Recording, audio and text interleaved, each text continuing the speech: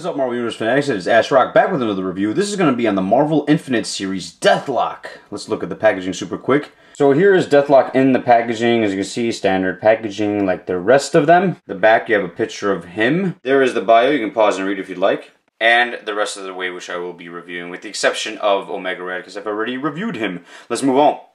And there you have it. And here we have this ugly cyborg human son of a beach. But nonetheless, a very cool character to have in a 3 3/4 inch figure. So we're going to start off with the paint applications. He is well painted, in my opinion, with the exception of one little thing that I don't like is this yellow streak here. I know it's part of his outfit, but it is. I do have some blotches there on mine. Not sure if you guys have that figure or have this figure. If you have any blotches on yours, the American flag came out really nice on his chest piece there. So that's really, really cool. You know, on something that's so small, they actually did really, really well on it. It looks like a really good print on top of the chest piece. The metallic silver arms, and you know, all the way over here, and his legs, I thought came out gorgeous. Just gorgeous, man. You are one gorgeous man, you son of a... Anyways, and then he's got his little backpack on the back. That's pretty simple, nothing over the top. No tubes or anything like that. Like the Marvel Legends one has a tube that comes out that connects to the gun.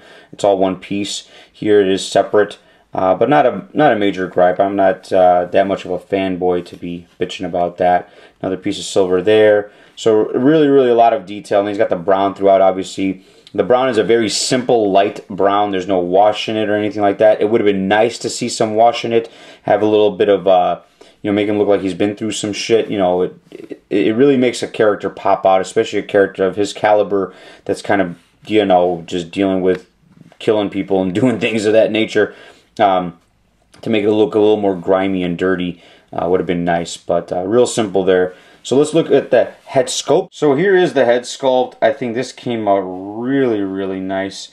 No major blotches on mine. You can see there, he's got just a beat up face. He's all just distorted, and that's kind of his character, man. He's just a really cool character. I did read a most recent story on him from a couple years ago. I thought that wasn't that good, but if you were in the 90s or the late 80s, or I believe he came out in the late 80s, I could be wrong, but he definitely was a cool character, and it was cool to see him in books, and to have him in action figure form with this much articulation and detail in the 3 3/4 inch line, I think is awesome. But they did a great job with the head sculpt, I think.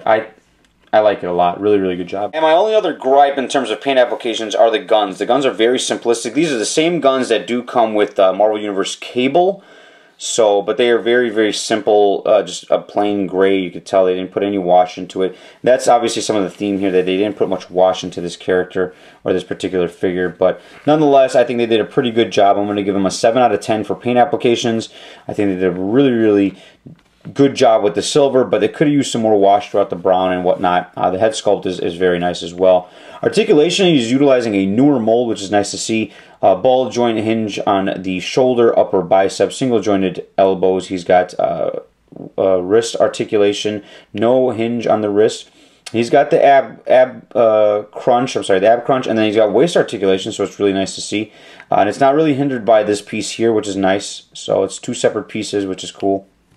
Ball joint hinge on the head, so that's always good. Mine's a little tight right now. I haven't broken them in, but he's got a ball joint hinge. You can look all the way up, all the way down. It doesn't really affect, this piece doesn't really affect his articulation there, which is nice. Upper leg, he's got upper thigh, double jointed knees. He rotates. Does he rotate at the calf piece? No, he does not. But he does have ankle rockers, so really cool stuff there. So for articulation, I'm going to give him a 8 out of 10. I think they did a really, really well done job, and the final score is going to be an 8 out of 10. I think this is a really cool figure to have in your collection. Very nostalgic feel for me growing up, reading comic books and seeing this character back in the day. Very mysterious character. I think a very underutilized character in Marvel as well. Most recently in the Uncanny X-Force, he did make a really cool cameo there and was part of that team for a little bit. I thought his character was definitely well written there, and it was cool to see him there. Maybe I'd like to see him in some more stuff. If you guys recommend anything, let me know. But 8 out of 10, I think this is a great figure. Go get yours if you're a big fan of it. Don't pay too much. These are not in stores yet, but they are at BBTS, and maybe you probably find them on Amazon, eBay. and other websites, but don't pay too much. I'd wait a little bit. Thank you guys so much for watching. As always, remember to laugh every day. Talk to you guys next time. Deuces.